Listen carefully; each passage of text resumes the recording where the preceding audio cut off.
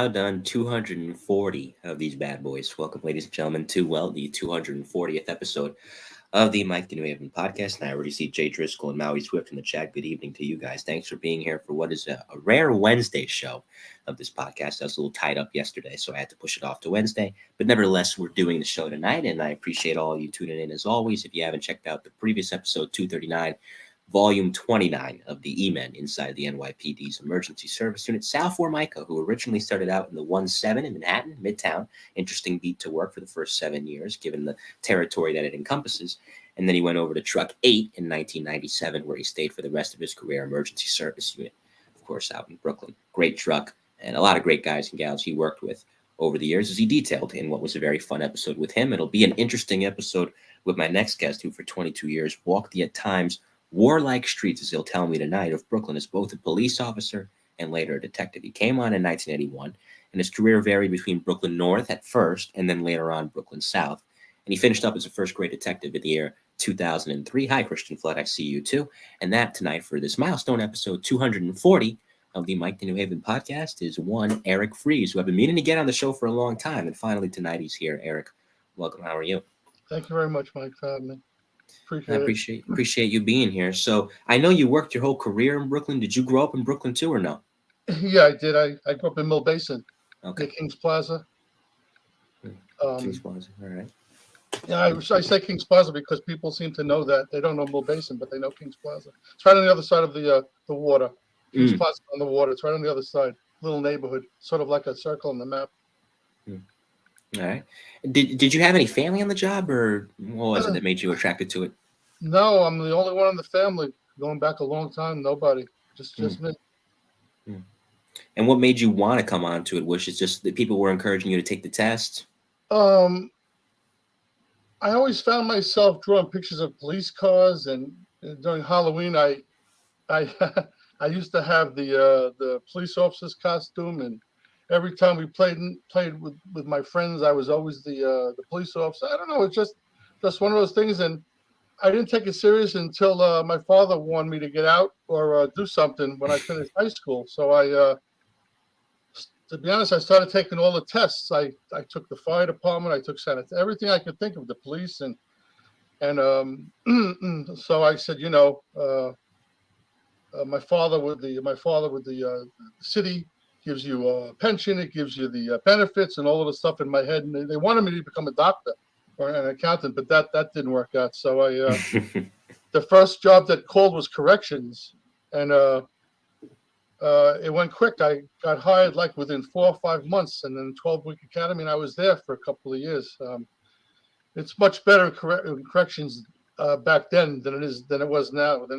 But it wasn't my cup of tea, and I kept dreading it. And I actually had to write a letter to the police department why I'm interested in going to the police department after turning it down the first time, because I had took the first job that came was corrections, and PD sent me a thing, and I said no, I'm on corrections already, and then I changed my mind, and I ultimately had to write a letter on that big yellow loose leaf paper, and and then it started. The investigator called, and everything happened after that. The psychological, everything that we go through to get on the police department, and I transferred over.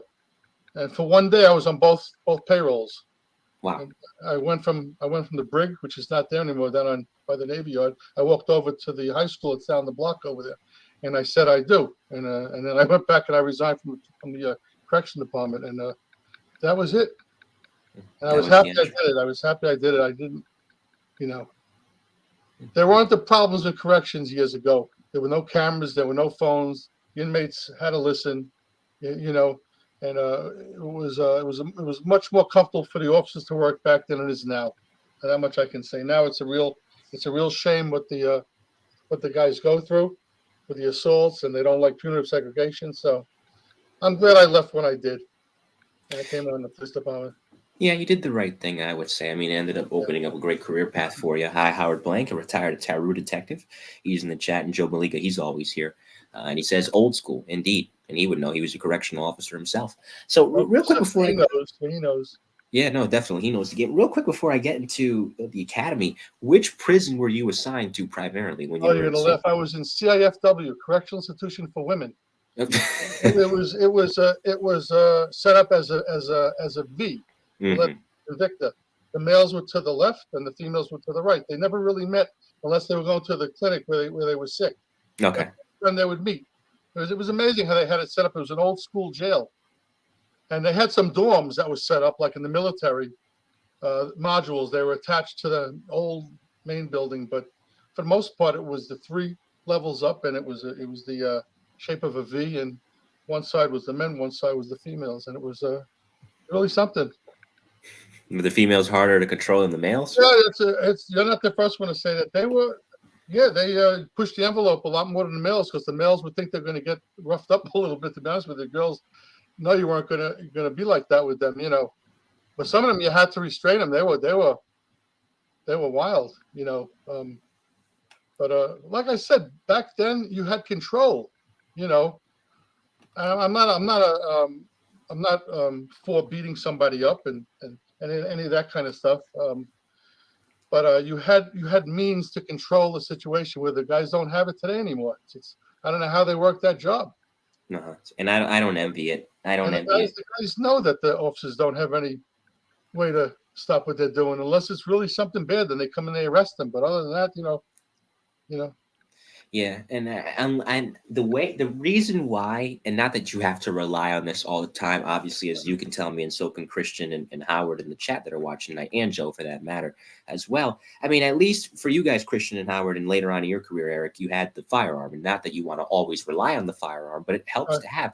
COs don't even have that, unless I think if you're the emergency service unit for corrections, really, those are the only guys that have. The COs don't take their guns home from. Do you guys have guns in New York for COs? I did. You did? Okay. I would turn it into the control room. They would give me a brass key, and it would be locked up in the jail while I went to work. And when I go home, I give them back the key. They would give me the gun. I would go home. I was peace officer status with a gun, 24/7.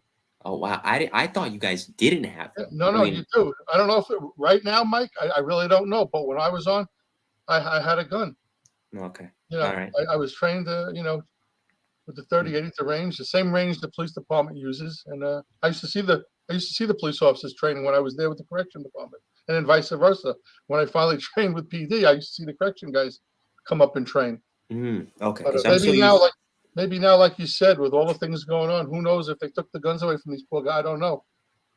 No, I don't think so. I'm so used to other places, not New York, obviously, where usually they don't have them. But if you're a peace officer, it does make sense. And Joe Maliga says, because he did it upstate in New York, he's like state personal weapon on the badge. That's a real job he had up there. Woo. Yeah, not easy at all. No, that's real corrections up there. That's no joke. No problem. So I mean, that being said, I must say.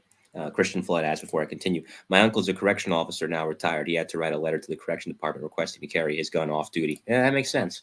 Yeah, that does make sense. Now, let me say, because when you came onto the PD originally, 80, 81, back then, I know it changed afterwards, but at the time, would you happen to recall if transit and housing had separate tests, or was it all the same test? I believe it was separate. Okay. I believe at that time it was separate, but I remember later on there was one test, and everybody was up at Hudson Street or Thomas Street where the Human Resources was, and off the same test, you would be waiting to be told where you were going. Okay. But I think back when I came on, it was different. Would it have mattered to you? Yeah, after knowing what I know, it would. I don't know at the time. At the time when I was fresh out of corrections, I would have taken anything just to get on the job. But after what I learned, after being on patrol, I like that I had the choice to go to NYPD.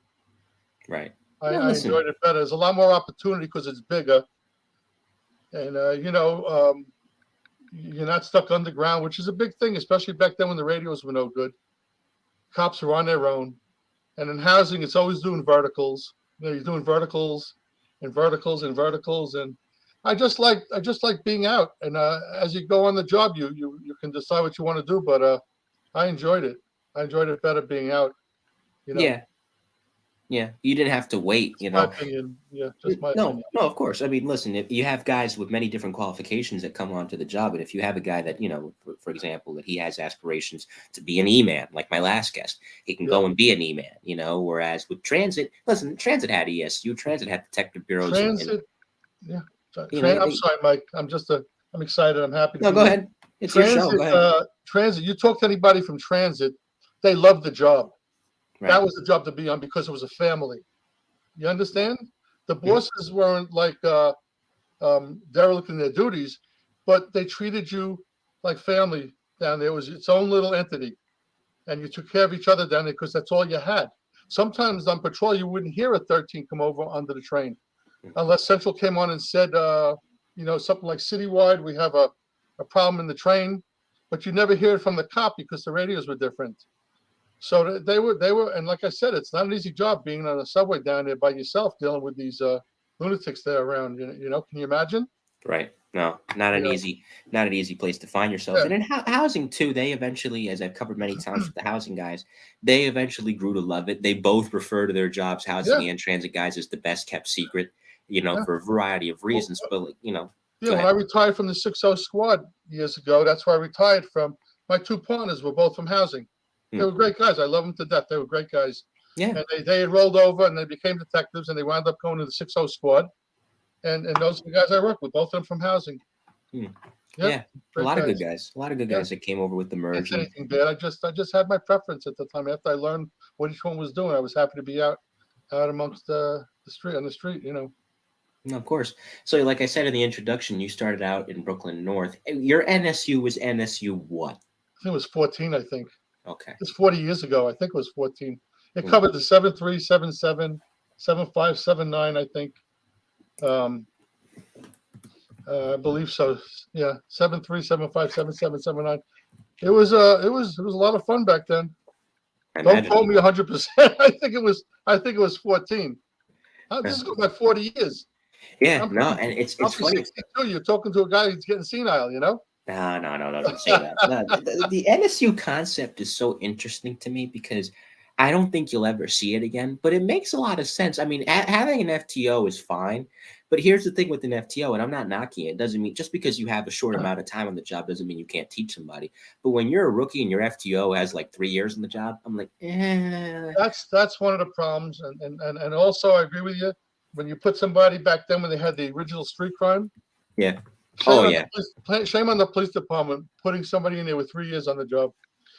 And that goes for myself. I didn't get into anti-crime until I had like almost 8 years on the job. And Yeah. and you work 8 years on the job in the places I worked, you'll know what's going on, but not as 3-year-old kid, No, no, 24 and years old, 23 years old. I'm right. sorry, No, of dangerous. course. No, Yeah, no, it's true because with an NSU at least, you had what was it like a team of 4 or 5, maybe 6 cops, but the guy yeah, that was teaching you was a sergeant. He had some time on, or if it wasn't a sergeant, it was somebody right, with a lot of time on as a patrol exactly. officer, and that helps. Yeah, Yeah, of course you're you're going to absolutely listen to right. somebody with 15 years on. No, you're absolutely right. Yeah. The best guys are always the ones who came up on the street, had a lot of time, like Chief Esposito, Hmm. Anamone. All Hmm. these guys were killers. They were the best Yeah. because they were out there for a long time before they started making boss, and they got their hands dirty. It's not like somebody just gets appointed sometimes because they know somebody. Right. That's a shame when that happens because it's not fair. It's not fair to the cops because they look at things differently, have a different perspective. But if you get somebody who's been on the street, like Anamone and Chief Esposito and all of these guys that are out there, and Corey, who just retired, Hmm. I think he retired. I could have sworn Yeah, it he was. did. He had his walkout at one Yeah, PP. those guys, they came up the way they're supposed to. Right. And they all made a lot of collars and they all were involved in things and they understand. They understand, what it is Right. to No, be of out course. there. Now, Louis, a quick story about Louis because I've gotten to know him well. I've had him on the show multiple He's a times. gentleman. He's a great guy. Great guy. And by the way, before I continue, Christian Flood, he says because he came on post merge, housing was the best kept secret, and I was post merge Yeah, because he started out in that's what the PSA. guys tell me that I work with. I agree with them. Yeah. Those No. guys, they loved it. Couldn't say anything enough. And speaking of E-Man, he spent some time in Truck 7 too, in addition to 1 and 4. He's always here. Billy Kennedy, good Oh, to see you, nice. Billy. Nice as always to have you supporting the show. But with Louis, he was in street crime for a while. Oh, really? I And didn't know that. yeah, he Wow. was a street crime guy, and I think that's what helped him because As a police he officer or a boss? I think as a police officer Wow. and maybe as a sergeant, I'm not too sure, but I know for a fact as a patrol cop, he was in street crime for a number Wow. of years. And he, listen, he was a guy that wasn't afraid to get his hands dirty to where even afterwards, I never forget reading in Anytime, Anywhere, the book on ESU that Sam Katz wrote, who was on a couple episodes ago, that I think Billy in the chat, it was Henry Medina, and it might have been Seth Gar pulling up on this job from Two Truck. And their mouths like literally hit the floor because there's two patrol cops going in to take a door. I forget what the type of emergency was, and there's Yeah. Chief Animal, and they're helping them take the door. So when you have a guy like that, that's not afraid to get his hands dirty. I mean, forget it. You'll run through a brick wall for that kind of Let guy. me tell you what Chief Anamone did one time in the 6-0, and he'll remember this, and he'll probably tell you about this. One of the bad guys was murdered by some other bad guy, just to keep it like that. He was a drug dealer. He got killed by somebody out of the neighborhood. Public service homicide. Right, exactly. So the neighborhood made a big memorial on the street, blocking everybody with the candles and the flowers and the little things they set up. Here comes Anamone with his driver. We're not having this in the precinct. Zoom! He took out the whole thing with the car. I think he had to mobilize the precinct because of the ruckus he caused. But he's right. You can't just block everything up because some guy. You're celebrating the death of a gangster who's killing people for years. And Right. ask Anamone if you ever see him again. I'll never forget that. He had the car with the stars on. It was hysterical. Used to go up on the boardwalk. He's a real boss. I don't think anybody had a problem with that guy. They all respected him a great deal. He was just a. You ever hear him speak? He's fantastic. If you go back to YouTube. Like I said, he's been on this show multiple times. The guy is great. The guy is great. And Howard Blank, who, like I said, finished out of Taru, he's like, when I first got to 7-3, you needed 8 to 10 years to get to Anticrime. That makes sense. There you go. Yeah. So that's exactly what I'm saying. So that guy right there, he knows the deal. He's been out there in the ghetto working his behind off, and when he goes into anti-crime, he knows what he's doing already. Right. No, because that's when anti-crime was anti-crime, like real anti-crime. And that's why, because you had guys like when the junior guy in anti-crime or street crime, whatever you want to call it, has 8 or 9 years on the job, that's a pretty good unit. If that's the baby, quote unquote, of the unit, then you got a pretty good group on your hands. Yep. Yeah. Yep. Talking with Eric Freese, retired NYPD detective, first grade, on the Mike to New Haven podcast for this milestone episode 240. So when you get on, I mean, nothing happened. Just this little thing in 1981, this minor thing called the shooting. I mean, I don't know. It's total boring days, right? And I was holding back because you mentioned about the training in FTUs and stuff. Well, the guy the guy that I was in the shooting with was a sergeant in the FTU. Hmm. This is on a rooftop, right? This is the rooftop one. Yeah, I happened to be driving the guy. And he says, you're not in housing. We weren't in housing or anything. We're just driving around. I says, let's go do a vertical because you're going to be doing that even though you're not in housing. You're going to be doing verticals. And he took me and a couple other guys. He sent some guys up to the roof on one stairway. We went up on the other. It was Linden Plaza. They're huge. I don't know if they're private anymore or if I don't remember. I don't know. I see them when I drive to work every day. They're huge buildings on Linden Boulevard. And I think there's like 5 of them, 2 huge ones and 3 little ones. And we just went to the top and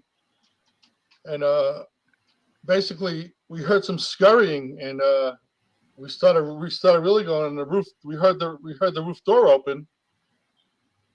And as soon as we got to the door, we heard a shot, boom. And later on, it went right through the door. We didn't get hit, opened the door, and he's running to get to the other roof to go down. And I think the sergeant or the other guy behind me put over the radio. He's running across the roof, and the cops had popped up at the other stairwell, and he went back the other way. I don't think he saw us.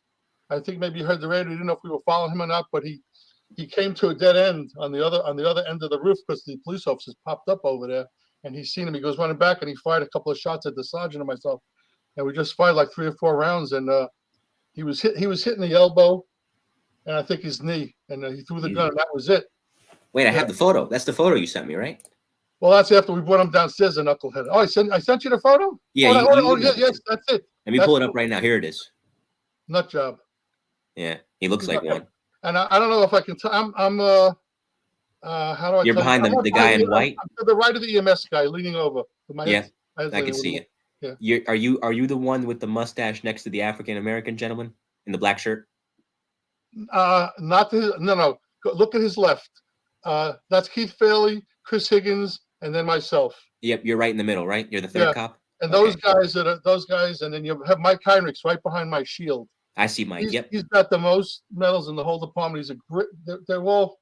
I learned a lot from those guys. They're great guys. They just the best.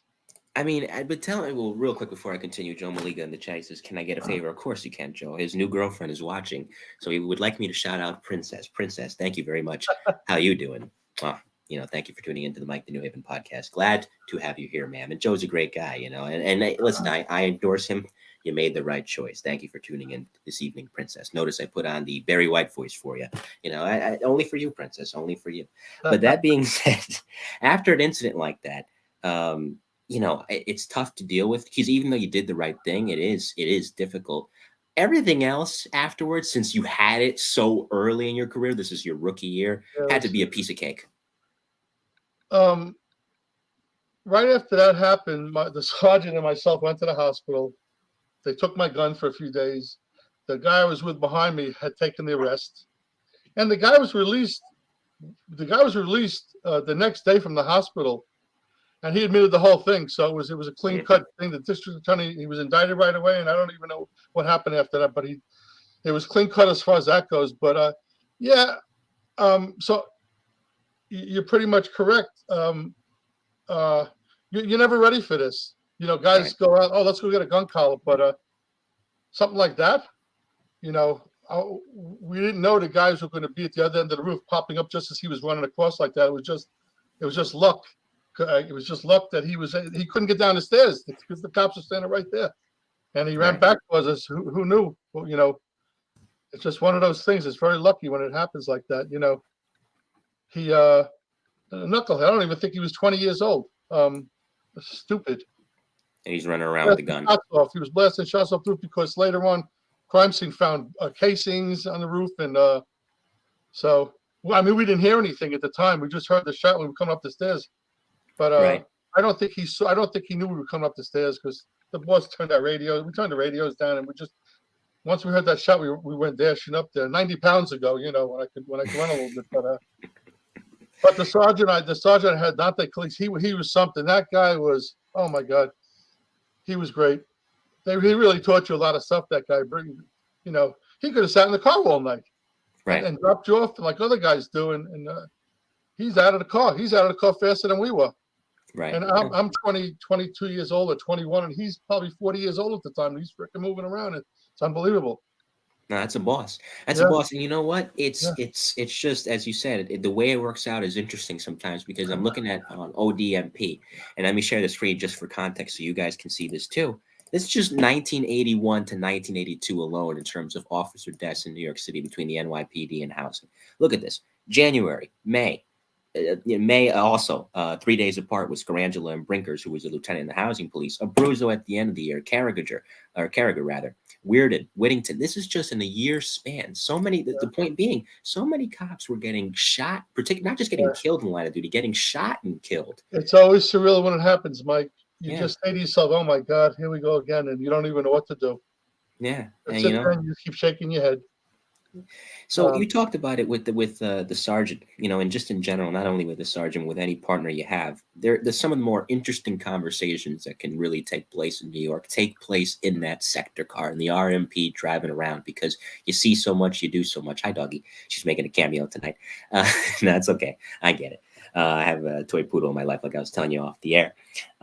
So with that, what are some of the more notable conversations you can recall? Because you spend so much of your time there in that RMP. Well, it's without cursing. It's a lot of cursing. It's a lot of joking. It's a lot of pouring water on each other's head, that kind of stuff. And just fighting nonsense, not real fighting, just bickering and the camaraderie. And I would die for my partners. I just love them. They're like my brothers. And a lot of the times when you're brand new like that, you don't know what you're getting into. And the sergeant would tell us these things and,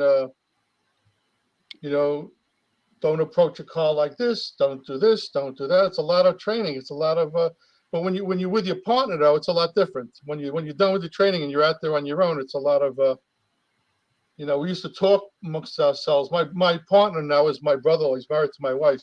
Many years. I know the guy. We would just say, listen, we're going to pull this cover. Just watch yourself. If you see anything, call me by a different name, that kind of stuff. We'd always have little codes. If we had to take somebody out of a car and he saw a gun and I didn't see it, he'd call me by a different name. Hey, Steve, you mind coming back and give me a hand over here for a second? I want to talk to you a minute. So right away, I know he's got a gun on those kind of things. You plot, you look at things. If you're really into the job, you're going slow. Your windows are always open. Doesn't matter how cold it is. You're looking at things. Right. No. Even as cops, in between answering jobs, we're looking for gun collars. We're looking for stolen cars. We're looking for people having fights in the street, knives, anything that's a crime. We're looking for. In addition to racing to the jobs and backing up other guys, I loved it. And I'm glad I got out when I did, because the job changed, in my opinion, for the worse. But the new guys that come on don't know how to compare it to anything. So I'll tell you what I think about that later. But right. It was a lot different when I came on than it is today. It's a whole different ball game. The job is not fun anymore for the cops. It's more stressful, and they're scared to do anything. That kind of stuff. Yeah. Christian, I know you have to go. Enjoy your class. Thanks for tuning in tonight, and I'll see you around, buddy. Ruth Ann Griffin, who is the daughter of an E-man, of course, Leo Griffin. Thank you for being here. My favorite housing cop, Scotty. He says hello, everyone. Sorry, I'm late. No worries, Scotty. You missed it. He's a class act, Scott. I see all his. He's great, good guy. Good guy. Very good guy. Very good guy indeed. I see him all the time on the LinkedIn. He's very good, very smart, very intelligent. Yeah, indeed, one of the smartest guys I've come across. And you missed it, Scotty. We were actually talking about housing and how great it was. So we were singing housing's praises. One of my favorite housing cops, if not my favorite housing cop of them all, Mr. Wagner. And Mike Prate's here. He says, great job. And he's tuning in. And I know Mike goes to bed early because he told me that himself. So I'm glad you're staying up for us, Mike. We all do now. Oh, my God. Good man, Mike Prate, who was previously featured for Volume 3 of Talk to Me Life on the NYPD hostage negotiation team, because he was in HNT for a number of years, up until he retired. I think back in 2014, I believe, if I'm not mistaken. Mike, correct me if I'm wrong in the chat. So back then, I always talk about the 90s because that was the shift, and we'll get to that later. But I feel like even though there was obviously portions of the city that were out of control back then, and there was a lot of crime going on, you could still do your job. This was after Serpico, so I don't know. You tell me, could you still be proactive back then? I was active until the day I retired. So it didn't matter what era you were working in? It didn't matter to me. In the squad, I was making 15, 16 collars a month. And on patrol, I was making more. I was bringing in... it took me a long time to come on with you to do this, because I feel like it's I, and it's not. I'm legit. I used to love the job when I was on it, and I couldn't wait to go out. I couldn't wait to make a gun collar, and I didn't want to go home sometimes. And you could be very active, and the job appreciated it back then. When I came on, even through the 90s, I was making collars even through the 90s. It's just this other new police department now. It's just out of control. Right. I don't know how guys don't like it anymore. I'm talking to the guys all the time. The motivation is horrible. I heard a guy on the radio the other day, because I was still working together. I'm actually in the 7.5. I'll tell you what I do after, but I'm in the 7.5 confines, and I have a scanner. And I heard a guy put over a car stop because the plate came back stolen. Actually, the car came back stolen. Before the guy even said anything, call it off. Sergeant, 7.5 Sergeant, call it off. And then the next thing you know, the lieutenant's on there, just get the plate number and description, and boom. The guy didn't even chase the car. I'm saying to myself, what are these guys doing to these cops? Let them pull the car over. Let them try to stop it. Get some backup, corral the guy, do a felony stop. You can't do a felony stop? I was flabbergasted. I swear to God, my children, I don't even know what to say. I heard that. I was like, oh, I really see what's going on now. You can't be a cop like that. You're going to have psychos running around in stolen cars. You can't let the cops go after them. I understand about pursuits. Yeah, especially in New York, it's dangerous because the streets are so narrow. But he called this thing off so fast. As soon as the guy stopped talking, I was like, wow. And you could hear distress in the cop's voice. 7 Mike, 10-4. Well, you could hear it. You could hear the discouragement. And you keep doing that, the cops are not going to do anything. You're not going to get anybody to come on. You can go home. Right. The lieutenant came on the radio. Eric, just wait for backup. Let me know if there's anybody in the car. What car? He'd be expecting a pursuit or a chase or something, and like, this is great. Let's go. It's a shame. Right. I'm very Yeah. disgusted, but I mean, I'm glad I was on when I was on. Maybe some of the guys watching now can tell you the same thing. It was just to hear the stuff now, to see what goes on. It's absolutely insane. You put guys in anti-crime in uniform. Adam's little program he had. You put guys in anti-crime in uniform. You think that's going to work? I mean, when I was in anti-crime, I was in anti-crime. I looked like I was in plain clothes completely. You wouldn't even know. But blended in. yeah. But it's Blended in. the way it is now. But you could work. I don't know how after 2003. I don't know what happened. Well, you could still work for a while. I mean, you could still work for a while. I just think it changed kind of recently. And Howard Blank brings up a good point. And I'm going to get this. I see your point, Scotty, too, and I'll highlight it next. If you worked in an A house, guys were tight, he says. Even if you didn't get along, we were always there for each other. You're there for each other. The quiet houses, 100%. there was a lot of nonsense, he says. 100%. He's absolutely right. Downtime. And Scotty adds, houses, they have too many hands, too much time on their hands in the C houses, the 111, the 114, all these places. They go to retire. You give me the 79, 75, 737, any of those, the 46, I'll take them with my eyes closed. If my son was coming on the job, that's where I'd want him to work. That's because he'd learn his job. He learned. He's not going to learn in the 6-1 precinct or. Well, that's true. In slower houses, Scotty says, I hear it all. Having my oldest son on the job in Brooklyn North. Thanks. I feel sorry for him and his colleagues. Yeah. No, yeah, he feels sorry because he knows how the job is now, but his son in Brooklyn North can go anywhere once he gets 4 or 5 years in that place, wherever he is in Brooklyn North, because it's busy. You see everything there in a short time. You get really experienced real quick. Yeah, no, I mean, it's true. And Howard keeps coming tonight with, he says, I remember if you had to do a 16, sorry, let me start this again. I remember if you had a 16 VEH, you would go over the radio Geronimo. The 73 and 75 would go up and stop the cars. Yeah, of course. Yeah. Absolutely. Different time. And the thing is, where you were working at the time in Brooklyn North before you went to South, which we'll get to a little bit later, there was kind of 3 different wars you were fighting. You had the gangsters, you had the drug dealers, who were kind of both. So it's kind of a mix. And then, of course, you had the guns. It felt like there were so many guns on the street back then, especially in Brooklyn. But talking about, the crack wars and obviously heroin during that time before crack came into the mix, how difficult did that make your job? Or did it? I mean, it seemed like it didn't matter to you. You were going to go to work regardless. You used to set up your time. You knew you're going to have those radio runs. And if you wanted a collar, like Bushwick Avenue back in the day, if you went down Bushwick Avenue back in the day, you would see lines of people on the corner store. They were all buying drugs. Same thing in the 7-5 on Pitkin, on Sutter, on Livonia. You'd know your little spots on Church Avenue in Brooklyn South. You'd know your spots. Just get out of the car, grab somebody when they walk away. You're gonna have whatever you're gonna have on them. You got a drug collar. I mean, in between doing your radio runs and going to your jobs, on the way, if you stop and get something, you just tell Central, I got to pick up a collar. I'm sorry, reassign the job. If you were active, there's always stuff out there for you to do. And we didn't know what the heck crack was until I don't even remember. It was like this crazy substance. It was crazy back in then, and then it went nuts in like 86 or 85, I think. And all of a sudden now there's crack, and it's better than cocaine, and everybody's carrying crack. It was really something. And Brooklyn South in the 6-7 precinct had a lot of problems with crack. Yeah, she might remember. Ask her. Oh, she was in 6-7. What's her name? Pumpkin. You remember that? Yeah. Were you working back then? You have a sector card back then, Pumpkin? I can't even with this one. She's adorable. Thanks. Oh my God.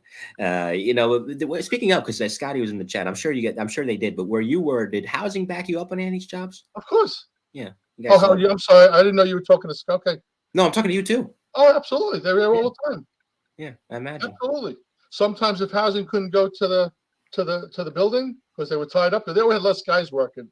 We would go to the location, and then once they got clear, they would come racing over there. Especially if it was a 13 or something. Sure. Yeah. Yeah, and they had what made them Out. more impressive was they had 1 or 2 sector cars for like a whole area, Out and of they were control. getting it done, man. Yeah. Scott, I can tell you, you guys, those guys, and you guys too. You guys, you made a great team, man. You really the merger wouldn't have made a difference because you guys worked simpatico, man. You guys got a lot done together. Back then, yes. Now it's really hard.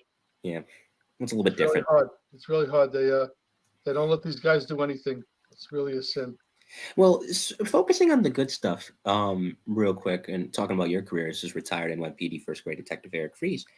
You know, you get to meet a lot of really good people on patrol. It's not always the bad guys. And even though you're working in a tough spot, a lot of these communities have really, really awesome people working in it. Wonderful. What are some of the more, what are some of your more positive interactions you can recall from your patrol years? Yeah, and it's a God's honest it's the God's honest truth that crime, the people that are responsible for crime, it's about 10%. Yep. The rest are hardworking people. They're hardworking. They love the cops. They go out in the morning, go to work. They come home. They go inside. They're scared to come out of their house. When you talk to them, though, they love the police. They back you 100%. Great people. I learned about West Indians. I learned about different things, about the foods and the cultures, and just really nice people. Especially when you help them. If you arrest somebody that did something to it's a melting pot in New York. There's tons of different cultures and ethnicities, and it's amazing what you run into. And Right. People come to you at their worst time when they need something really bad, and you can't just be a one-way person and a bigot. Otherwise, you're on the wrong job. You better get off the job if you can't treat everybody the same way. A lot of good people in the city, and you never see them though unless something happens to them. There's always the bad ones you run into. Right. And that can make you jaded. That can make you old before your time. A lot of good people have car accidents. Yeah. So you get over there and you meet both sides. They're wonderful people, really nice people. They're sorry it happened. They're apologizing to each other. So you see the good. You see a lot of the good also, and a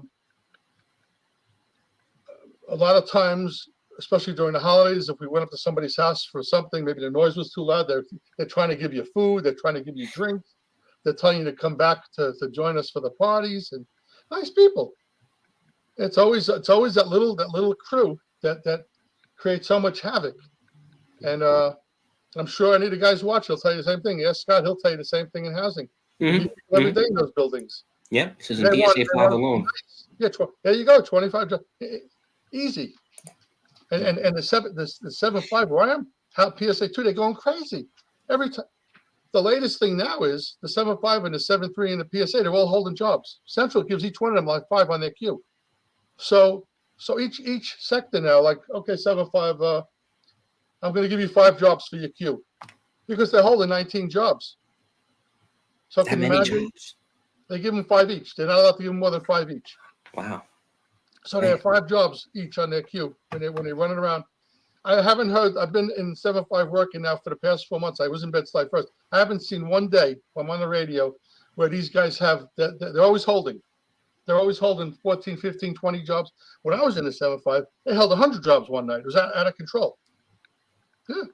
Like unconfirmed jobs or like confirmed? No, they just couldn't get to them in time. It was crazy. It was nuts. Well, then you would have the other precincts cover those, right? I imagine. Whatever next precinct was closest. Yeah, not for like an 80 or something. It was we get to it when we could. It was crazy. But you know what, though? What was good about where you started is that we were talking about this off the air. And speaking of E-Man in the chat, my man Pat Pogan from 2 Truck, he's always here as well. You had 7 Truck there. It doesn't hurt to have 7 Truck as a backup in case it really hits the fan. Any of those guys are great. Yeah. Those guys, they're so skilled. When they show up, you just take a step back and back them up, and whatever they tell you to do, just do it. And even if they're driving with a sergeant and you have a full bird standing there, the sergeant's in control of that scene. I don't know how it is now, but back then that's how it was. The inspector would be happy that the sergeant from ESU is running the show if there was a barricade EDP or some other thing going on, Right. Now I could see it being different, the way things are in this job, but they're still working though. They're all 10 of them are still working. I need to get down to 7, man. I've been, like I mentioned off the air, I've been to 1 and 2. 3 and 4 is next on my list. Let me go to 7. I'll take you for lunch. There you go. Right over there. I work right over there. We'll do that. I need to see 5 blocks away. some of the good guys over in the Feeling Lucky truck and truck 7. Shout out to all my guys in truck 7. So that being said, I mean, that brings us to the second shooting in 1986. The first one, rooftop vertical. This one, a car stop. Take me through it. So my partner and I just driving around. I think we were coming close to an end of a 4 to 12, and we sort of wanted to call it at night. You know, you don't want to go home. You want to make some overtime and get somebody bad up the street. And what we did was we shot past 98th Street and came around the block to Saratoga, which is in the 7-3. So we were sort of poaching, and we came around the corner. And it was a tire shop. I don't know if it's still there now. And we saw a light on in a car, and it's the only car on the block. It was like sort of like on one side of the street there. There was nothing else on the other side. And as soon as he seen us roll up, he took off in the car. No back plate. The whole thing was just a melee right from the start.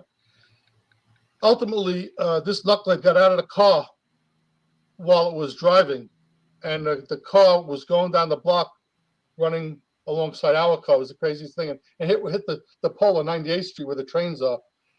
And it's like in slow motion. We're watching the car go, and the guy's running to one side, and the car's going the other way. And we got out of the car and started running after him. He went around the corner. He fired a shot at my partner, and he hit my partner right in the toe, right in the bottom of his shoe. Oh man. Yeah, and we lit off some rounds. We had 38s at the time, and we didn't know if we hit him or not, but he kept going, and we sort of took a wide turn because we didn't want to get nailed at the corner, you know. So we sort of looked a little bit, and now he's gone. Now the guy's gone. So this was over the radio. Cars are flying over there, and all of a sudden you hear 6-7 detectives. We have the perp.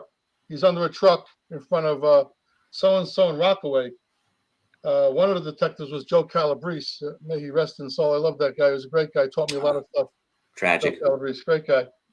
I think he was on the job 35 years. Poor guy. Yeah. But, unfortunately, mental health took its toll on him. Yeah. But that guy was a great. I forget who he's with, either Al Eaton or had it. I'm not even sure. And he was shot in the buttocks. Yeah. Great place.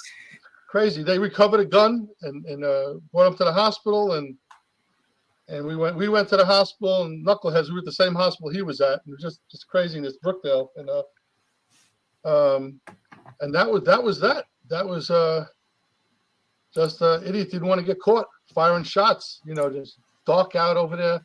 There's nobody really walking around over there. It's any stores that are there already closed. You got some people. I remember there was stairs. Maybe there's a train station right there. I forget if I was near the train station, but and it was so you might have had transit back you up on this or no? I don't know if it was transit or not. I don't remember, Mike, to be honest with you. I know though that the sergeant was pretty smart. He's like, "What are you guys doing in the 7-3?" I said, "Sergeant, we just came around the corner. He took off on us, and the shots were in the 6-7 though, so that's how it went down. You know, it was pretty funny." It's not good to get shot, but if you're gonna get shot anywhere, the butt's probably the place to go. Not down the middle, but one of the cheeks. Listen, it'll absorb it. Yeah, he disappeared around that corner, and then we're sort of like leaning and walking slowly and trying to get behind the column, and then we turn the corner. He's absolutely gone. Oh my goodness. There's one short block to Rockaway Parkway off of 98th Street, I think, and I don't know. I think he made a left. I don't know. He was under one of those white Menden trucks. I won't forget that. And then, like I said, they had him cuffed already and bleeding in the backseat of their car. Yeah. I'm surprised they didn't give you the gold shield after that. This is your second shooting. You got Combat Cross, though, at least. I have 2 Combat Crosses and a Medal of Merit. There you go. And they didn't give you the gold shield then? The gold shield came... 93, right? No, the gold shield came, I think... after I got transferred to the 6-0, yeah, I think after the 93 one, yeah, to get it right. Yeah, I'm like, it took 3 of them, and we could laugh because. Well, you know what happened though. The one in 93, I got grazed over here. Ah, okay. Well, tell me about that one later. Don't tell me about that one because I want to get to that one later. But you know what? 86 to 89 was a particularly tragic time. I mean, listen, anytime a police officer in New York is killed, you feel it, obviously. But 86 was hitting close to home because if you look at the cops that were getting killed during that time, particularly you had Venable, who was a transit cop, in 87. Of course, you had after that Bobby Machado. Well, was it Bobby Chevy. Herman? Machado was one Oh, of I them. don't know who was first, but yeah, Herman was first. I didn't know Venable or Herman, but I did know Machete. He was a real nice guy. His father was like in the court system he was like a lieutenant in the courts, a great guy, just like his son, just like Robert, great guy. See, this is where Venable got shot. I don't know if you can see it. Nah, move it up. Right, There you go. Now I can see it. Yeah, I can see it. Right, that was the apartment the two guys with the guns were in? Yeah, they went up to the third floor after the cops fired back at them, but he got shot in the head or the neck or something. He got shot in the head. I don't remember exactly, but that was a mess. I mean, everybody was at the hospital. They wouldn't let us in right away because there's too many people there. But I think he expired that same night. He did. He did. An RMP, our city RMP, took him to the hospital. Yeah, he was in the back seat of the RMP. I don't remember all of that, but that was a mess. Yeah. Oh yeah, yes. Venable was a transit guy. I think he was in plain clothes that day. Yeah. Well, actually, the way it went down with him is I covered this with guys that knew him is that he got flashed. He got flagged down rather because there was people that were concerned about the two guys with guns because he had a van full of prisoners. I think he was in uniform. And that's when they went to go confront him because they were driving a van full of prisoners back to one of their districts. Really? And, oh my God. Yeah, and they got out to go because they got flagged down for guys with guns. Some people were saying, "Hey, there's these guys with guns in the apartment." So one of the cops stayed with the prisoners. Yeah. But the other guys went in, and he was one of them. That's some police work right there. Yeah, and Machado and Herman, I'm looking at it right now. Those both in Brooklyn. That's why I mentioned them. They were killed. Machado, I have a pretty reasonable idea what happened on a car stop. The Polk under the vest, he got shot. Yeah. And then 3 months later, Herman got killed in a domestic in June. Terrible. Yeah, so even if you don't know these guys, they're working in the same borough. So it definitely, it's a reality check. Not that you needed one at that point. You've been You know it's bad. You never forget it, but you forget about it for a short term, and right after it happens, after everything is done and said, you go about your business doing things, and then it doesn't come back into your mind till the next one. It's just a terrible thing. Part of the job. It's just. Yeah, man, because I'm looking at so many of these. I'm looking at the ODMP right now for the NYPD, and obviously it merges the housing line of duty deaths and transit as well. So many of these were in Brooklyn, man. So many of these. So that was. I mean, listen, all the boroughs back then had a lot going on, but your borough was the busiest of them all. So we've been talking about. Brooklyn was rough. Yeah, it was rough. I could tell you firsthand. My goodness. It was a lot of fun though as a cop back in the day, Mike. I don't know how else to describe it. It was a lot of fun. You were busy. I mean, and I think guys telling me this a lot. You're not really thinking, hey, Pizza Gritty, I see you. And hey, Jake Rixner. You're not really thinking about your mortality. Like when you're 22, 23, I mean, unless you're me and I'm a scaredy cat, so that's a little bit different. But if you're like when you're back then, when you're like into it, same thing with the fire department, you're not thinking about it. Why would you? Because otherwise you really can't do your job if you're letting the fear eat you up. Yeah. No, you're right. But a lot of these new guys I see on the street, because I deal with the cops all the time in the job I have now, which I'll explain to you after. Mm-hmm. Some of the guys are lost. I'm telling them on the street, you got to make an arrest here. You have to do this. You have to do that. You should really do this. Call your sergeant. It's a shame. They're probably looking at you like you got. I mean, you want to take the job because you like the uniform or whatever. But if you can't handle it, you're not cut out for it. It's nothing to be embarrassed about. Just get off. Yeah. Sanitation pays pretty well. Not that I'm discouraging, but listen, my brother-in-law, he I'm works a little hard on the job today because it's nothing like what I'm used to. Ask Scott; he'll tell you the same. He'll tell you the same thing. Yeah, no, I always laugh because I go back to I love the old episodes of Cops because I used to watch that all the time with my grandma at her house. And I look at the old episodes from the 90s, not just the ones they did in the city, but just nationwide, New Orleans, Texas. I'm like, wow, they can't do 85% of this now. There's no way. And I'm like, it's night and day. It was hilarious seeing some of this stuff go on. I think the New York ones, street crime, they pulled over a taxi cab because this was so astute. They pulled over a taxi cab, I think in the 7-9, and the cab driver was fine. The guy in the back had a gun. Yeah, of course. And he had drugs on him. Yep. So the fact that they knew that he was being fidgety, and they just had that second, that second nature intuition to pull it over. And listen, they told the cabbie afterwards, very professional. Listen, nothing against you. We know you're just trying to make an honest living. The guy in the back had a gun on him, and we spotted him. Those furtive movements these guys make, they give it up all the time. You learn on the street how to recognize it. Yep. It's just something that comes in time. Yeah. So that I'm going to skip ahead to 93 for that third one. You sent me some audio, and I'm going to see if I could play it. That was total insanity. That was scary as hell. I get the chills every time I play that damn thing. Yeah, That was I don't blame you. That involved 3 precincts and about 15 cops. I don't blame you. And I'm going to play. Got hit, and I was over here. I'm opposite on the screen. I can't. No, I mean, I know I could see. Yeah, and the audience can see where you're I pointing have to a too. So here. I'm going to play the audio. Yeah, I'm going to play a little bit of the audio, and then when the audio's done, all right. I mean, I don't know if I can play the whole thing. It's like 15 minutes, but we'll play. Long, yeah. Yeah, we'll play a chunk of it, and then when we're done with it, I'll tell you about it. Sure. You can tell me about it. Good night, Patty. He has to go back to babysitting. The grandbabies beckon for Mr. Pogan. That's more important. Of course. Here's the audio, folks. Connection with tape from job number 4860, originally recorded on March 21st, 1993. Stand by for a radio transmission received from Matchstick 3-79, Division 12, Channel 22, Brooklyn Radio. This transmission commences at 1400 hours, 37 minutes, 25 seconds. Shut up. 7 Mike Central. Mike. Give me the 85 at Esserman Central on Glenwood. We have a possible robbery in progress inside the bakery. What's Glenwood? 7 Charlie Zone. Charlie. 7 Crime Zone Central. Charlie Crime Central. King Zone. King 10-4. What's that about? Glenwood and what, Jay? Do we have anything Central?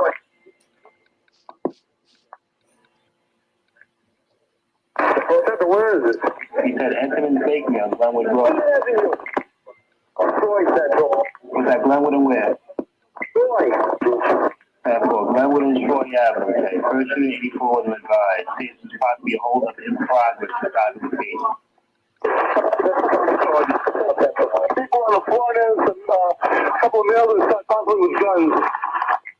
Alright, I believe there are a couple of guys on top of guns there. Units responding to Stephen Fortune. First crime is 84, Central. Crime 10-4. Occasion. That's Troy and Glenwood. Glenwood, that's the Enterman's Bakery, Kevin. 7 cars en route. 7 cars en route.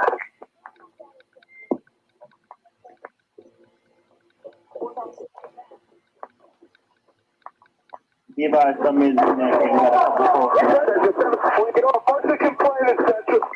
What's the word, man? Crime, Central. Listen, we got people coming out of this store.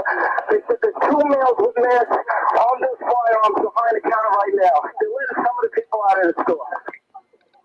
I block all 4 sides of the building. Private Sergeant, I think you respond over there, okay? And the units cover all sides of the building so we can prevent them from escaping. Everybody take the side of the building and cover. I'm not your start. Everybody take the side of the building and cover. The guy in the male uniform is telling you ready to plan.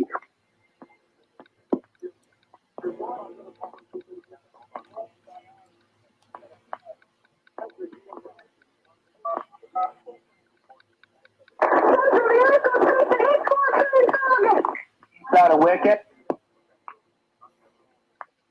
He's got 2 targets, Central. What's your target? He's got 2 targets, okay. Shots fired, Central.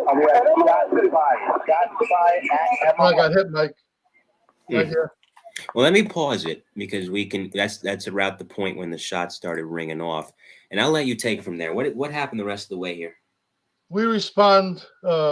We're actually on the street facing one way and talking to another sector car, and somebody comes over in their vehicle and says there's something going on in Enterman's. We don't know what it is. It looks bad though. People are running out of the store. So we spin around. We go to Enterman's, and as we get there, we're in a blue and white. You can see people spot us and they come running out of the place. So we know something's bad in there right away. And the doors are like a gloss black. You can't see what's going on. And I wasn't going to just run up to the door with my partner. We opened the doors and we took aim and we sat tight for a minute. And other cars are coming. Long story short, the 2 idiots in the store that were doing the robbery with the guns ran out the back.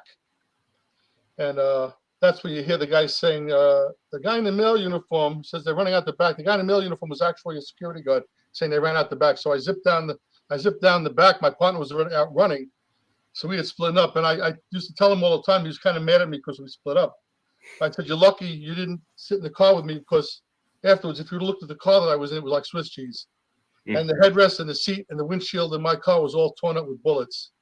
And so we spin around the corner, and they had taken a woman and a grandkid out of a blue Honda and knocked them to the ground and took that car and took off, because that car was in front of the building stolen. They couldn't get to that car because we were there. So around the corner, some more shots exchanged. He fired some shots at me. My two partners in the back from anti-crime fired and blew out the windshield, but I took a nice little graze on my finger, my scalp, and my forehead. And a pursuit took off. I was behind him the whole way with a car behind me calling it over, because I was going too fast. I couldn't talk on the radio. And it went through the 6-7, the 7-1, the 7-7, and finally crashing at 9-5 at Clarkson. And the guys were shot up pretty bad. And aviation was there. If you listen long enough, you'll hear aviation and the thing. You can hear them. You can hear the helicopter hovering around up there. It was just a melee. 15 of us got medals that day. It was out of control. Those guys were deported after 12 years back to Jamaica. Truck 7 got involved in that job too. Yeah, a lot of people. The crime scene guys wanted to kill us in the squad, because the crime scene was like blocks long. It was just miles long. It was insanity. They make a joke of it now, but you had a hat trick. I only had a 38 at the time. That was prior to getting the Glock. All my speakers went out the window, and I was like, it was rough. And you know what they say in the range, and Rob Scott can attest to this. They would tell you, when you're shooting and you're in a gun battle, always keep rounds safe for yourself. And as I'm going through this, I'm thinking to myself, I'm by myself in the car. I better keep 2 rounds of gun for myself, just in case I crash and the guy comes back to me. And that's what I did. I wound up with 2 guns left in the 38. After setting off, I had a 5-shot. I had my 38 with 6 shots, and the speed loaders, everything went out except for 2 rounds in my gun. I saved for my, just in case something happened. But they were blowing lights, and every light they blew, you see them hunch over, because they thought they were going to get hit. All you saw from behind was like this, Mike. Can you see me? Yep. You would see this as they're going through that's all you can. It's all I remember seeing these guys. And the windshield was blown out. The back of that car, the window was blown out. That car looked like Swiss cheese, and my car looked like Swiss cheese. Pete Branzo says, "Well done, Eric." Thanks very much. Retired street crime lieutenant, so he knows a thing or two about that. Yeah, He's of the old school as well. Street crime, you could tell him. He knows that street crime used to love coming to the 6-7. They loved it there. We used to work with them at night there. All of us would be getting on that night with gun collars. Oh my goodness! I got to tell you though. Yeah. Now because everybody's okay. I'm not gonna lie. That's pretty cool. Like what? That's like movie stuff right there, Eric. Yeah, I mean, I don't like hearing it anymore, and the hair stands up, and I get nervous. It just bad things. Nobody got really hurt that bad, thank God. Oh, thankfully, yeah. That's why I could say that. I'm like, that's kind of like that. That reminds me. Remember the scene in Heat? You could if you want email to any of the guys, they can hear the whole thing. I don't have any problem with email to those guys, so they can hear how long this crazy thing went on. It wouldn't stop. They did not want to get caught. These guys. It would not stop. They had $15,000 in the car in a box that Enterprise was going to give to the armored car. I don't know how they knew. It wasn't an inside job. The detectives looked into it afterwards. They just got lucky. Yeah, maybe they staked it out. Some of these guys, they'll stake it out a while, then they'll strike. They must have known, whatever. But they did think it was an inside job, but they cleared it. It wasn't. It was just a lucky break on that. But they had all kinds of guns in the car. They didn't stop shooting. It was unbelievable. Went to Lincoln Terrace Park on a Sunday with people scattering. It was just, I never seen anything like it. Yeah. Then I made detective a short time after that. As you should have. I mean, it was about time. I mean, 3 combat crosses. My God, 3 shootings in 12 years. Yeah, like I said, you had the hat trick. I mean, that's so you go to the 6-0 squad. And I gotta ask, did you feel like a rookie all over again? Because even though you had a lot of time on as a patrolman, that's a good point. You're learning how to be a detective now. I'm not a wise ass. And when I went to the squad, I want to know what was going on. So I hooked up with guys like Tommy Burns, Jose Estacio, Mike Marini. All of these guys had a lot of time on the job, and they were all seasoned detectives. And I would go out with them, and I'd poke around and see what they were doing. And I would listen to them. And before you know it, I'm doing the little checks. I'm finding out where everybody lives. And before you know it, I'm doing the same thing they're doing, and it was just a great learning experience. I never thought I could take it because there was nothing better than anti-crime, and I didn't want to go because it's all paper in the squad until you go out there and make an arrest. But after a while, you learn to love it. Yeah. You learn to love it, and you know the squad is second to none. They're 75% of the arrests made in the command, and it's the police, the officers are the backbone of the department. We all know that, but the squad makes a lot of arrests, and it's a lot of fun. And the guys you work with, they're all different stories. They're all characters. It's just a lot of fun, and I wanted to learn. I asked questions. I went with the guys. When I had a homicide, they would go out with me. Fort Jaw, you're damn right. Ask him if he remembers the shirt that said Blasta Rasta. Like they wouldn't let us wear it anymore. We had a picture of a Rastafarian with a head. I'm not saying anything bad. There's a picture of a Rastafarian with his hair like this, and it said Blasta Rasta. They didn't like that too much, but that was a long time ago. My God. Different times. Different times.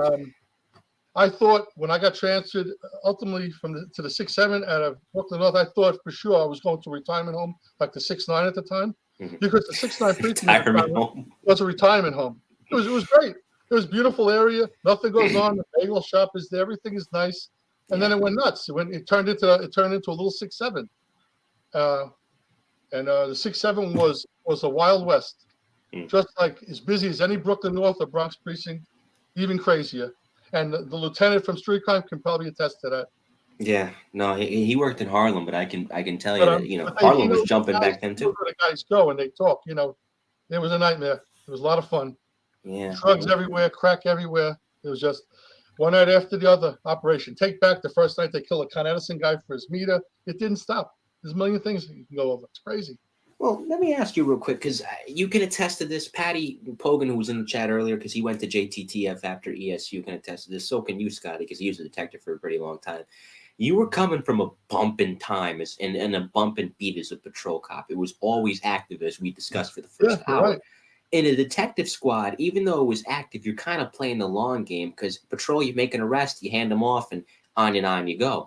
Did you feel like you had to slow things down a lot? And was it hard? You're forced to, because the squad only has 1 or 2 cars. Right. If one car is down, you only have 1 car.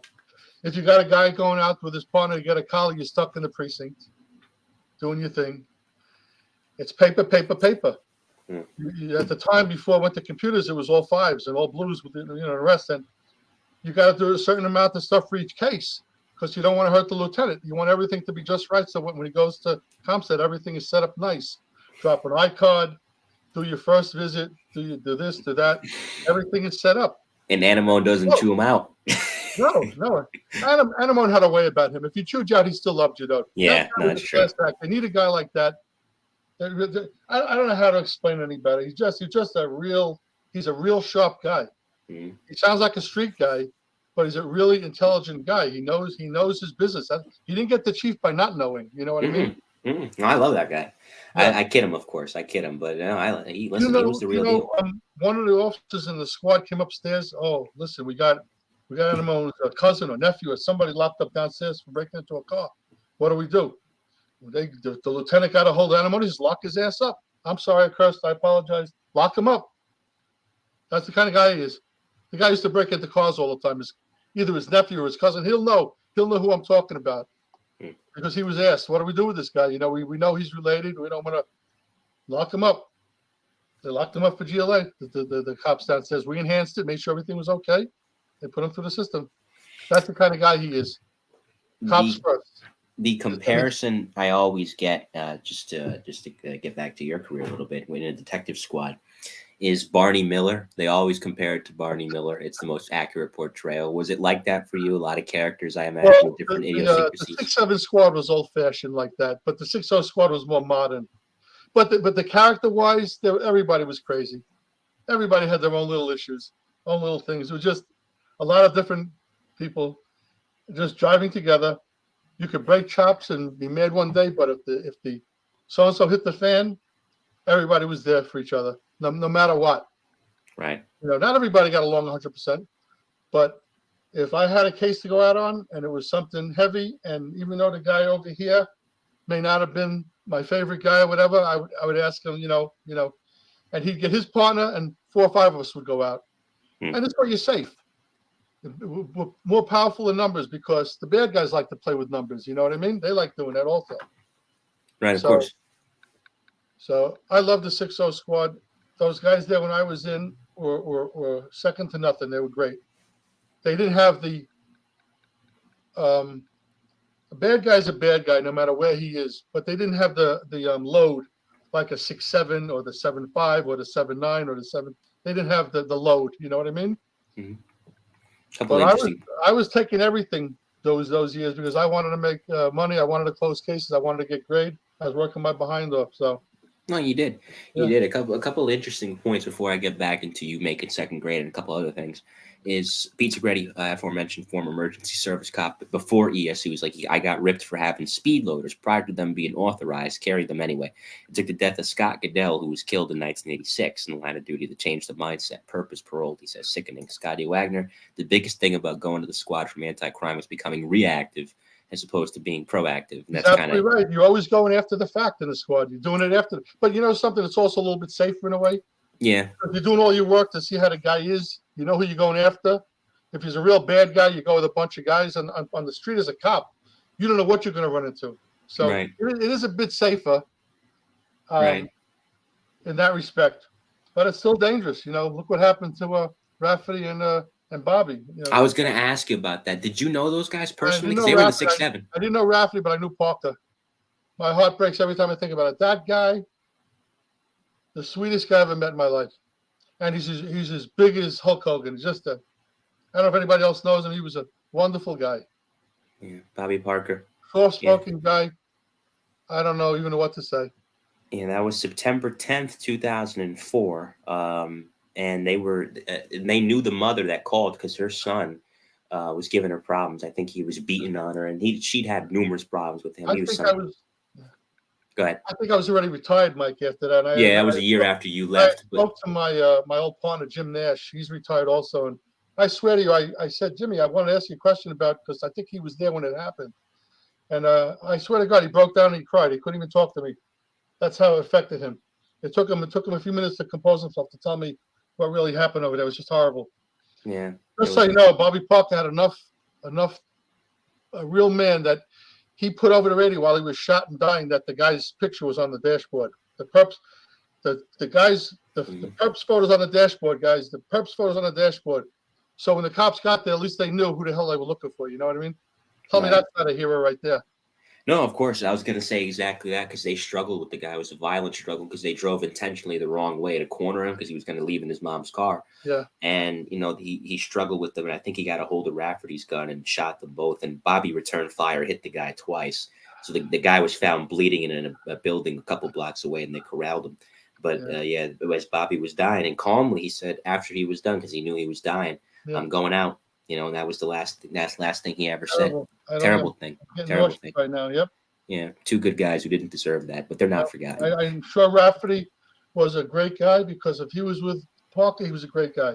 By all accounts, he was. I didn't know him personally. I don't doubt it. I don't doubt he's a hero in my eyes anyway. So. Yeah, of course. Yeah, those two guys. Yeah, you know, that was a time, unfortunately, not to make it too somber, where detectives, it seemed, were getting killed in pairs because those two. The year you left, Namorin and Andrews in Staten Island in 03, and then on 9/11, Joe Vigiano from Emergency Service and Claude Richards from the bomb squad. Guy. He was that guy was a great guy. Jesus, he was in. I used to see him all the time in the running around with the ESU over there and everything, and then what a nice guy. He had a brother who passed away, I think, also in the trade center. Yeah, John was a fireman. Yeah, it was a tough time for detectives because, and again, Danny Richards, who I mentioned a lot from the bomb squad, another great guy, who comes up and tells from the boom room. Back to your point about the 6-7, you know, in street crime, Pete Pranzo's like, I spent a lot of nights in the 6-7 with street crime, never left without multiple gun collars. No, there he goes. There's a lieutenant telling you, and that's a lieutenant talking to you right there.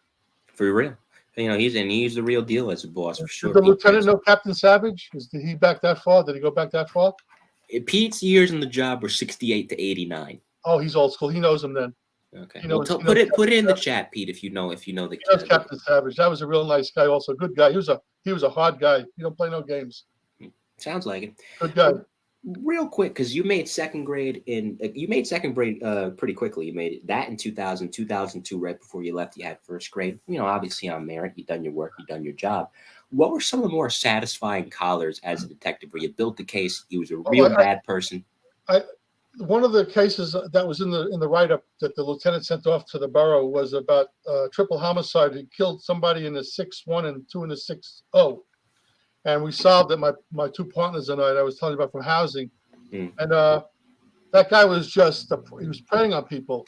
He's preying on people. He was from Georgia, which is a place off of Russia.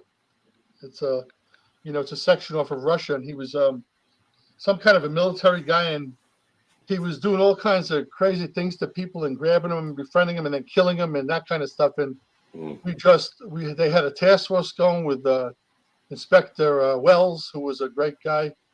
Charlie Wells was Bomb Squad guy. Great guy, and he set up a task force. And he used to go out with us in the car. Can you imagine a full bird going out with us in the car? Yeah. And we finally caught the guy not far from where he committed the last homicide, and we closed 3 homicides. And next thing you know, I'm over at headquarters getting second grade. There you go. He says Pete Pranzo does know him. Dick Savage, personal friend for 40 years. Oh, that's good. That's great. Thanks, Lou. Yep. And Billy Kennedy, Sarge out of ESU. He was street crime, I guess. Captain. He's a great guy, Captain Savage. I can see why he's a friend for 40 years. Yeah, no, good man. Yeah, sounds like it. Very good man. Yep. So, in 03 is when you left. And it's interesting because by that point, you'd had first grade. You'd really, listen, you were a street cop, man. You were the real deal. Where you worked, you had to be tough. Otherwise, you weren't going to survive. Yeah. Did you have enough? What made you leave? All right. So, if it wasn't for these 2 people, I would have stayed till I'm 63. I still would have been on today. But the guys were so good to me in the squad with the first grade, paying everything that I had, throwing me cases because I figured I was going to retire. And they were going to computers in the squad. So headquarters could see everything you're doing in your cases. And it was Mr. I got accredited for doing a great lab in Queens, Pulaski.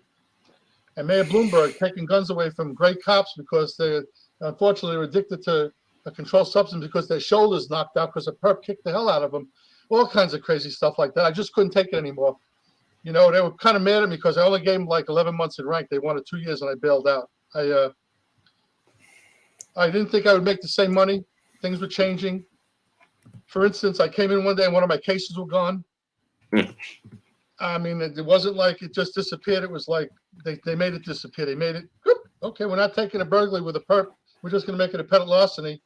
And some things were taken out of there, some tools, just crazy stuff. And you'd come in, you'd open your case, and you got a million of these little stickers on every page from the little cronies at headquarters that work for Pulaski telling me things to do. They've never been a freaking detective. They've never been a detective. They don't know anything about detective work. It became obnoxious, and the lieutenants like this all the time. When I used to go in there, I said, "Lou, this is crazy. It's not right. What And then I was pissed off about that case they took away because I had latent prints come, take prints, give out my card to people. I had witnesses coming in, looking at photo rays. You make a burglary disappear. It was changing. The job was changing. Bloomberg was hovering around, making back in the day on my children. I swear to you, I used to do 100 hours a week. Jesus. In overtime. You can get Lieutenant Descala on it. Any of the guys from the 6-7, the squad, or the 6-0 squad, ask them how it was pre-2000 with the overtime. There was never a cap. If you brought in a homicide or a collar, no problem. And if you had investigated overtime, no problem. No wonder guys' pensions were looking so good. So that's why I bailed out. At that pay, I had 1,400 hours my last year. They were getting calls even when I retired. What is this guy Freese? What's he doing? He's like 3rd on the list. I said, oh, I'm done. I'm glad I got out. And I got out. I didn't look back, but I feel bad because I would have stayed on. I love the job. That Pulaski would butt into everything, and he didn't even know what he was doing. He's the kind of guy that would send you home in the morning after working all night, or let the daytime handle it. Well, what's this? What's this all about? We got your name. We're going to get the perp. We got his name. The chief of the department knows his name. Why are you sending us home? The guy's coming on a day tour. They have their own things to do. Now, of course, if I had a case to work on, I'd tell them, Mike or Steve, here's a couple of things. When you get a chance, can you do a couple of fires for me? Go out when you get a chance in your travels. But not to give them a case after working 16 hours. Guy, he was changing things around. It was horrendous. The lieutenant probably knows what I'm talking about. The lieutenants know. I squad guys. It's not like it was anymore.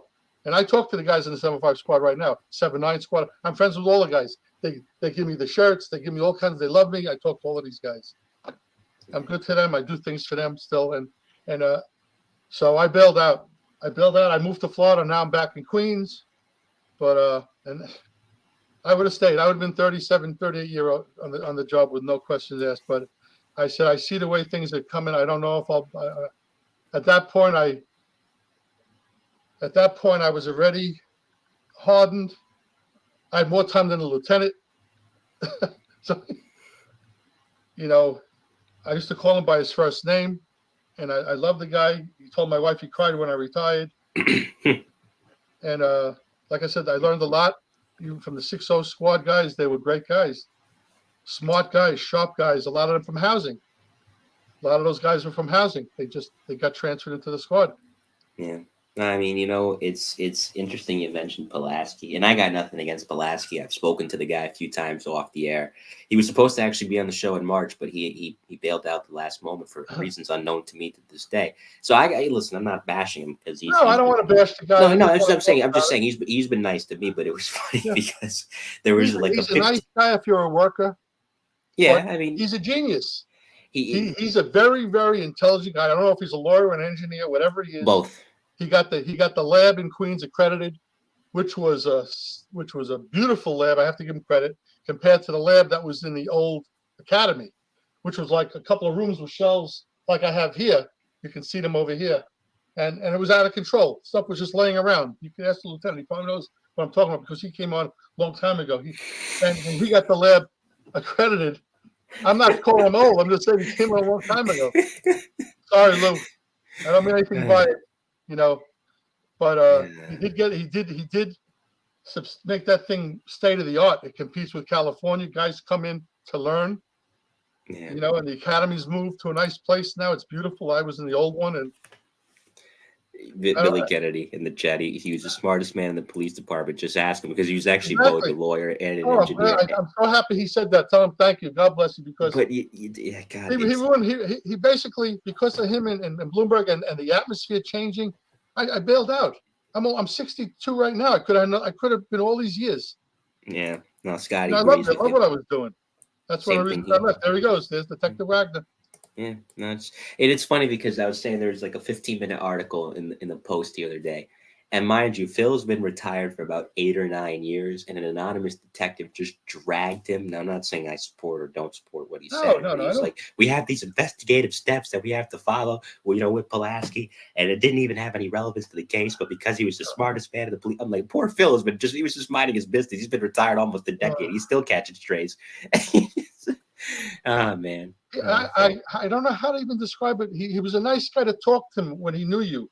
But then a lot of guys say when they get him one-on-one, he's fine. Like when you get him one-on-one, he comes down with, and he's so powerful at the job. I don't know what he was. Was he a chief? I don't even know. He was a chief of detectives. I don't even remember anymore. He was an inspector for a number of years. I think his first place was arson and explosion. That's how I first heard of him, because a lot of the bomb squad and arson and explosion squad guys know him. And then later on, he was an inspector for a while. And then later on, like 2009 to 2014, when he retired, he was chief of detectives. Wow. I think I was gone then. I bailed out in 2003. I didn't even want to see it anymore. I was so upset. That's why I didn't want to do this, Mike, because it upsets me so much. How long did I keep from doing this damn thing? I'm happy I did it. Get off my chest. Listen, I'm glad I got you on. Yeah, I'm glad I only said the word ASS. I didn't curse other than that. Thank God. That gets me riled up. Well, Billy Kennedy, checklist, Phil. At least you didn't have to deal with them, Billy, because you were an ESU for most of it. So I don't think he bothered you guys too much. And then Lieutenant Pranzo, was like, I was a collar guy, OT up the wazoo, always made the list. There you go. Yep. Yeah. Well, as the lieutenant knows, the more CCIBs, that just means you're working. Yep. That And just then means you blank. work This your is heart what out look at there. what blank said. On heavy jobs, you wouldn't let the guys do their jobs. You ran the jobs yourself. I didn't listen. Poor Phil. If you watch this episode, Phil, I had nothing against you, man. I got nothing against you. No, I'm mad at you, Phil. I'm mad at you, Phil. I'm calling you Phil now because you're not an inspector anymore, Chief. You made me get off the job. I was scared what you were going to do. Yeah, man. And Well, Bloomberg, Bloomberg there.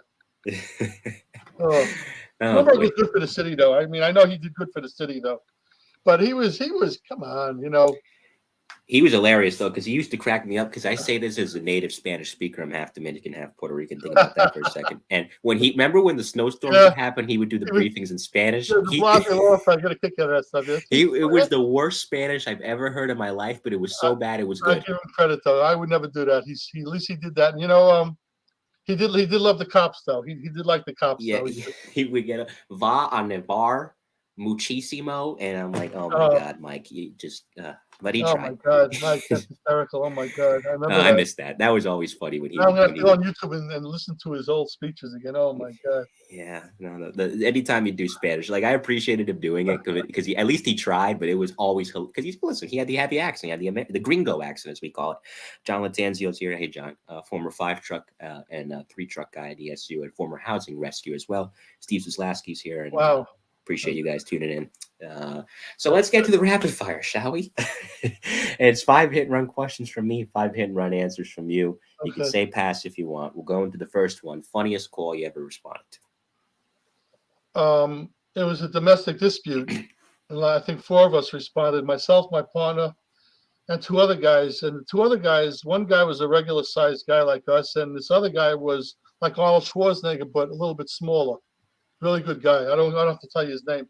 We get to this place and go in there, and the guy's sitting on the couch, and he's all lumped up, and you got this big woman standing there, and it just cracked me up because we thought she was calling the police. He called the police, and when we got there, he's all busted up, and we asked what was going on. He jumped out of the seat. He got into the officer's face, the little one, the smaller one, and we just pushed him. If I tell you, he broke he broke a glass table, he busted up a lamp, and we looked and like Miss Masson, she's just like this. He won't call the police anymore. He just shook his head like this. I swear to God. I mean, oh my God. That's one of the funny ones. There's so many crazy things. I mean, my partner one time rode around the whole day without a gun. I mean, I got it. damn thing home. I mean, something like that. I gave him my little third. It was just crazy. He lived too far out in the island to go get the gun, so he didn't want to kill him because he wanted to be out there. These psychos. But it was. Second. This one. I'll tell you this one. This happened in the squad. You'll like this one. I won't use any names, and I won't tell you what squad. But one of the guys was, I know how to do everything. I'm a big buff with the guns and blah blah blah blah blah. We're in the squad. There's like 10 of us up there. It's not all the squad guys work at the same time. There's different charts. All of a sudden, a shot goes off. Everybody's like this, and like this is. So the guy's sitting at the back of the thing, and like, okay, everybody's all right. And he put a hole in the locker, ruined a couple of shirts. He took care of all of that. But the funny part was that the sergeant from the desk came up. He says, "That sounded like you guys are having problems up here." And he says, "Yeah, Sarge, we dropped a bottle of Colón." The sergeant turned around and said, "Yeah, it sounded more like you dropped a bottle of nitroglycerin." So you can imagine the guys laughing at that one. I mean, crying to the point that they made an outline in the lounge room, an outline of a body on the floor, like somebody got shot over there. Uh-huh. Oh my God! Man, the hole in the lock, they slid it out and they put it in the other one. They pulled the other one with the cover. Here's a lieutenant downstairs smoking cigarettes, running back and forth like a psycho because the shot went off inside the precinct. Can you imagine that? What that was like? God. After that was over, nobody got hurt. Was screaming in there. Well, at least Everybody had to go out and get drinks after that. I'm gonna switch up the second question. It's usually the most uplifting call you ever responded to. But Joe Maliga in the chat, he says, "Did you ever?" Him and I have a running joke, and he wants me to ask you, "Did you ever?" Exactly what I was going to say. The most rewarding one, we delivered a baby with a lady. Hey, there you go, Joe. Yeah. There you go. We delivered a baby on a mattress in I forget where the hell it was. We were in Brooklyn South, and we got up there, and like she didn't even come to the door. Come in. We actually opened the door to her apartment, and it wasn't even on hinges. It just came off.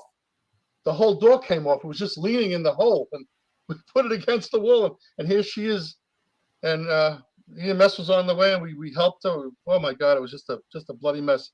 But I have 5 children, so I know what it's like. I saw each one of them. But we helped her. Everything went okay, and then some relatives came in later on, and EMS took to the hospital. And thank God, I've had some wood around here. Knock on wood. Knock on wood. The baby was good. That's really something. That was good to have something like that happen in my career. Me and my partner, who's now my brother-in-law. And you're a better man than me, because once I see that whole process, which I don't need to describe because most of you in the chat are mothers and fathers, I'm gonna faint at minimum. He was screaming. I don't know if we had any. I don't even know what the hell went on over there. I don't remember it anymore. Yeah, He was screaming bloody murder. Get it out! Get it out! There was a scene in Law and Order. Jerry Orbach, who I loved. Poor guy passed away way too early in life. Yeah, prostate cancer killed him, unfortunately. But he was the best. That was a realistic portrayal of it. Yeah, yes, he was fantastic. Yeah, he was great. And there was a scene where him and his partner Ed Green are running around all day from call to call to call, and they're looking for a missing woman. Now she's alive. She'd been abducted, but she's pregnant. So he's like, he goes upstairs and he sees the woman going into labor on the bed. He's like, all right, get me a suit jacket, get me a tub, and fill the tub up with water and do this, that, and the other. And Ed Green's like, that actually works. And Lenny Briscoe shoots back. He's like, George Clooney did it in a movie once. It's good enough for me. Oh, so, what a character. And I guess that goes in line with the third question. Third, favorite cop show or cop movie, if any? Oh boy, cop show or cop movie. Wow, or even character. Well, as a kid, I used to watch. As a kid, I remember watching Adam West. I watched Bonnie Miller a couple times as an adult, but I don't recall. But I remember watching as a kid, always watching Adam West on TV with those guys. He's Batman too, wasn't he? Was he Batman? Maybe it's not called Adam West. I'm sorry. What was it called? Adam 12. I'm sorry. What, Adam 12? Yeah. I'm losing my mind, Mike. I'm sorry. I'm like... Adam West was Batman. It was called Adam 12 or something like that. Yes, the lieutenant, he knows. Mike, get up. And I went along with it too. I'm like, yeah, he was Batman. Friends, help me out. Adam 12. Yeah, Adam 12. Somebody's confirmed. John Latanzio and E-Man's in the chat's confirming it. Oh, God. E-Man for the win again, helping out. And it is Adam 12. Scott's confirming it too. Here. That's a classic. That's a classic moment right there, Eric. Because I went along with it too. Man, Pete Malloy is right. Pete Malloy. That's right. Yep. Fourth, favorite bar or restaurant in New York City? Oh, I could tell you. I don't know about a bar, but my favorite restaurant is Tony DiNapoli's on 43rd and Broadway. It's really a special place. It's really a nice place. Same family since like 1950s. It's really good food over there. It's right in the Broadway area. It's right next to the NASDAQ building. It's right there next to a little hotel. It's beautiful. Tony DiNapoli's, 43rd and Broadway. Fifth and finally, what advice would you give anyone coming on the job now? Don't compare it to the stories you hear from the guys like me. But one thing I would say is, if it's not for you, make sure you leave because you don't want to be the one in the newspaper having water thrown on you. You're just walking away. I can't.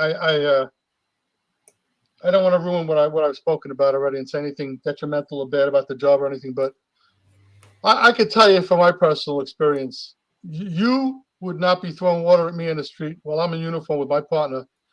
And you may get away if we chase you. That may happen because we're not as fast as some of the guys out there. But if we catch you, it's a whole different story. And I don't care if you have 15 people around you. I'd call a 13 in 2 seconds. I'd have 100 cops there. And you would learn because I'd be talking to you in the back of the police car in handcuffs as we go into the precinct. Because in the back of the police car, there's no cameras, no video, so we could talk and have a nice conversation.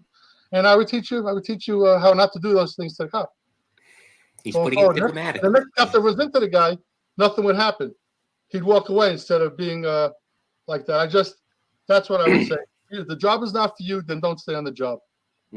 Because a guy gets water put on him. I understand he's scared to do something, but maybe he's scared to do something. But come on, then go talk to somebody so it never happens again. Go talk to one of the old timers before they retire and ask them what to do. Very embarrassing to me. I don't even like seeing that kind of stuff. Well, this has been a lot of fun. Real quick before I shout out to the audience and something else, is there any shout outs that you would like to give to anyone or anything? Well, just I mean, just to the police department in general, I still love the job. I just everybody be careful. It's not a good time right now. It's not a good atmosphere. Just be careful, and don't let anybody talk you out of making an arrest because it won't get you anywhere. Arrest got me where I was where I ended up. Making arrests got me where I ended up. Thank God. So I didn't want to be a boss. It got me I couldn't do anything higher than where I got, and that was it. So I'm happy with that. I just that's it. It's a great job. Just Well, good luck thanks to everybody. everybody. Be safe for the holidays, and tell Scott Wagner I love his commentary online and everything. It's great, and thank the lieutenant. I appreciate him and everybody else. Well, thanks to everybody that tuned in tonight. Always appreciate it. Real quick, because Mike Prate wanted me to make mention of this, and I will before I forget. Copline has what is being called Run for the Call. It's a midnight 5K. It's a walk, run, and walk/run fundraiser for mental health, which is always important. Oh, that's great to know about that. So that'll be next month, the 31st. It's going to be, pretty much the night of the 31st at midnight. It's a 5K walk run. So if you don't want to run, you can walk. Yeah, I so would he walk. wanted me to, let me see where it's taking place. I don't know where exactly. I'm trying to look for the address here. Oh, Point Pleasant Beach, New Jersey. So Mike Prate wanted me to make mention of that. So there you go, Mike. I didn't want to forget. And I hope that helps. That's a good cause over there. Good man, Mike Prate, of course. Thanks, everybody, like I said, for tuning in. As always, coming up next on the Mike the New Haven podcast, I mentioned before, another former housing guy, hostage negotiator, did 36 years in the job, Jimmy Shanahan. So that should be a good show. That'll be volume 4 of Talk to Me Life on the NYPD's hostage negotiation team. That's Friday at 8 o'clock, not 7, 8 o'clock. I have to push it back an hour. That's Friday? This Friday at 8 o'clock. So I'm tied up with something beforehand. So I may or may not be a little bit late depending on how things go. So bear with me if I am. We will try to get that show in though, but I may just be a little late as a disclaimer. So bear with me, guys. And then Monday, for all you ESU guys in the chat, you worked with him. He was originally a transit rescue cop, and then he came over with the merge. He worked in Truck 10. So for all you guys that work in 10 or flew to 10, you know him. Kenny Schnetzler, he'll be here. For what will be volume 29. Volume 30. I'm lying. Volume 30 of the E-Men inside the NYPD's emergency service unit. And that'll be my second to last show of the year of 2022. In the meantime, on behalf of retired Detective First Grade Eric Freese, I am Mike Colón, and we will see you next time. Take care, everybody. Stay safe.